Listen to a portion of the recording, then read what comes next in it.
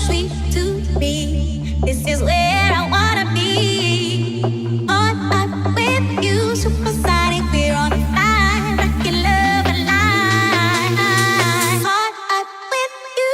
Just in the backseat of the Beamer, put my feet up, how you feeling? Yeah, yeah. Just in the backseat of the Beamer, put my feet up, how you feeling? Yeah. Just in the backseat of the Beamer, put my feet up, how you feeling? Yeah, yeah. Just in the backseat of the Beamer, put my feet up, how you feeling? Yeah. Just in the backseat of the Beamer, put my feet up, how you feeling? Just in the backseat of the Beamer, put my feet up, how you feeling? So sweet to be. Motor ba na pang araw-araw ni Suzuki yung hanap nyo? At ang isa sa pinakahihintay nyo guys, ang 2025 model na Suzuki Smash R version. Well, nandito na nga sa harapan natin guys. At since bagong motor na to, hindi natin to papalagpasin na hindi to mabigyan ng review at walkthrough. At tatalakayin na din natin guys kung nag-promo ba siya. So in this video guys, pag-uusapan din natin yung specs, features, at syempre yung updated price. So without further ado, let's start this video. So finally guys, ito yung 2025 model na Suzuki Smash R version. So R version guys is yung naka-disc brake at saka naka-mags. Ayan. So yung kulay niya guys, mahalin tulad mo dun kay Captain America. Parang doon na inspired yung kulay niya na metallic blue, white, at red. Tapos aside sa decals niya guys, pagdating dito sa side, fairings niya, paint job yan na white. So dito, ito yung decals niya sa front. Ayan, white, red. And then pagdating dito, ayan, Suzuki, which is yung kanyang brand. So, before muna natin guys pala ikutan tong motor na to, dito na muna tayo mag-umpisa sa kanyang technical specification. So, this Suzuki Smash R version, 2025 model, still powered by 109.7cc, 4-stroke, 1-cylinder, single overhead cam, at 2 bulbs. So this one guys is may lakas pa rin na 5.6 kilowatts at 7,000 RPM and max torque of 9.0 Newton meter at 4,000 RPM. So, ito pa rin guys is carb type, pero kahit carb type to guys, napakatipid pa rin ito sa gasolina. At isa din to sa pinakamabentang motor ni Suzuki pagdating sa, ayan, entry level na underbone type. So, this one guys is still underbone type. And then, since 2025 model siya guys, yung binago sa kanya is of course yung kulay niya, yung decals niya, and nag-complement naman talaga yung color combination niya sa itsura niya. So, dito sa front, so, ganun pa rin naman guys, naka-bulb type. Ayan. And then dito, naka-bulb type pa rin. Nandiyan pa rin naman yung kanyang signature smash look. And then, syempre, napakaganda ng paint job guys. So, hindi siya yung typical na blue. So, parang meron siyang glittery effects nga.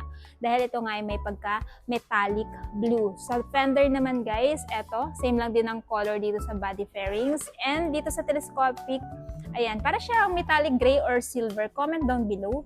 Tamang tawag sa coating ng kulay niya dito sa telescopic. And syempre, nandito yung kanyang mags.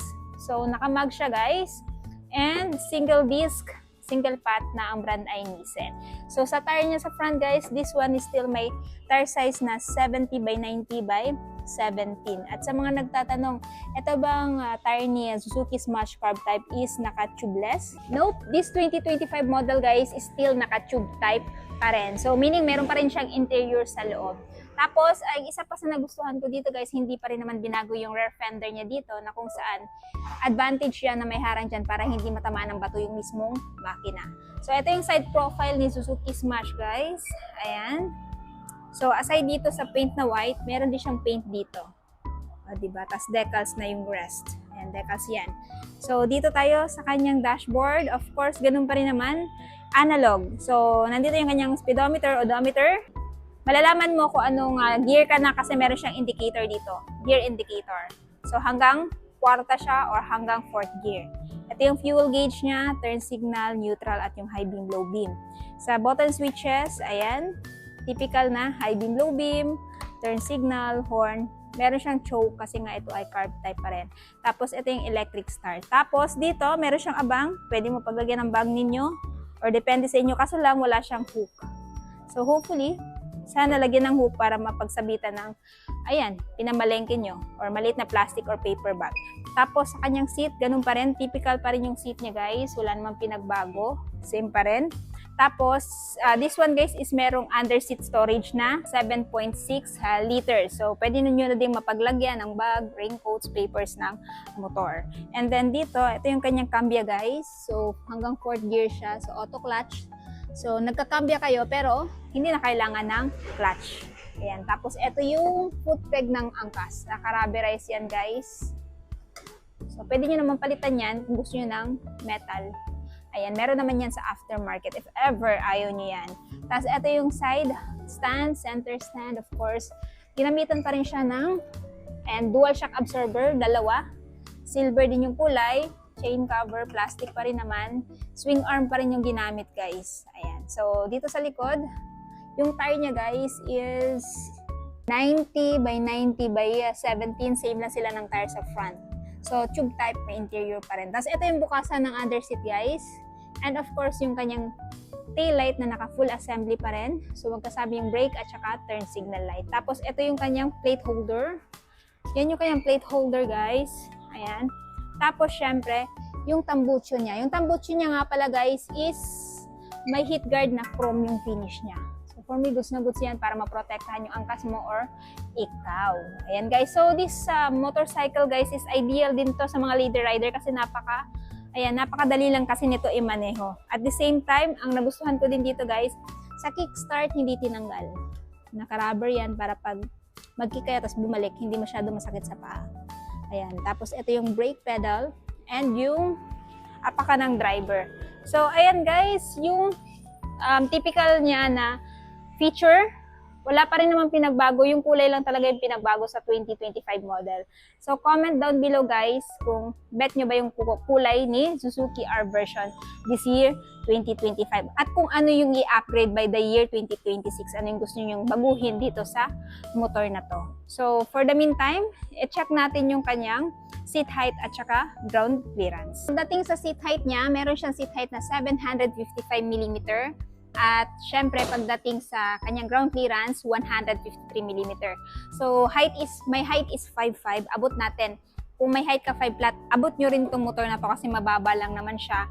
So, yan. Bagay na bagay to sa lady rider din. Doon sa mga gustong bumili ng motor na hindi pa masyado marunong magmotor pero marunong mag-auto clutch, pwedeng-pwede din ito sa inyo. So, ideal to ang pasok sa trabaho, sa school, or di naman kaya pang daily commute ninyo kung saan man kayo pupunta.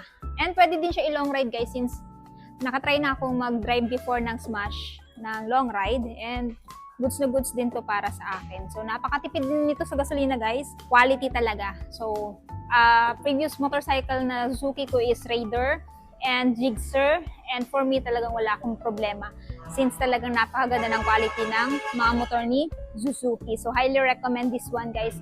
Doon sa mga nagpaplanong bumili ng motor, lalong-lalo na kung si Smash yung punteriya ninyo. So, ayan, friendly din siya sa mga may shorter height. Pagdating sa fuel tank nga niya pala guys, this one is mayroong fuel tank capacity na 4.5 liters. Tapos, kaya nitong mabot up to 40, 43, 45 km per liter. Pero it may vary pa rin guys kung gaano nyo kabilis patakbuhin itong si Smash R version. So, ngayon, sa mga interested guys, this one is may pressure dito sa LYR na spot cash is 68,400. Pero kung gusto nyo ng installment, down payment niya is 5,267. Monthly sa 3 years na 3,226. Magle-less pa kayo ng rebates na 200.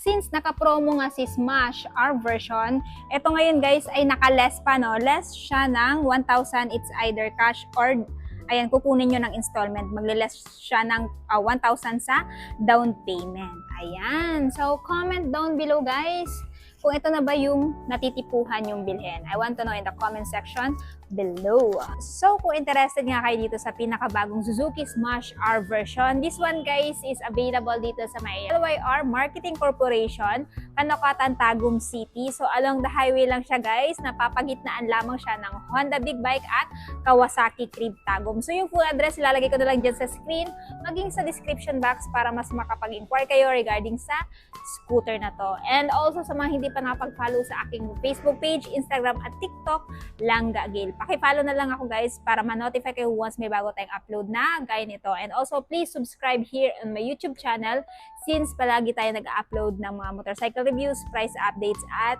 Moro features. So yun guys, hanggang dito na muna tayo. Ride safe and peace out!